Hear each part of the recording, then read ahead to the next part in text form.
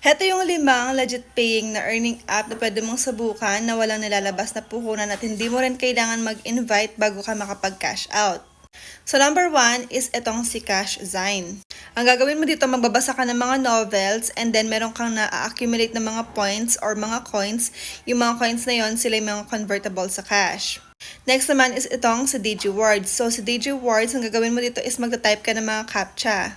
So dito magta-type ka ng mga captcha and then makakapag-earn ka ng mga coins, and dito rin yung mga coins, sila yung mga kino-convert mo into cash. Pwede kang gumamit ng GCash, Maya, tsaka PayPal sa pag-withdraw dito.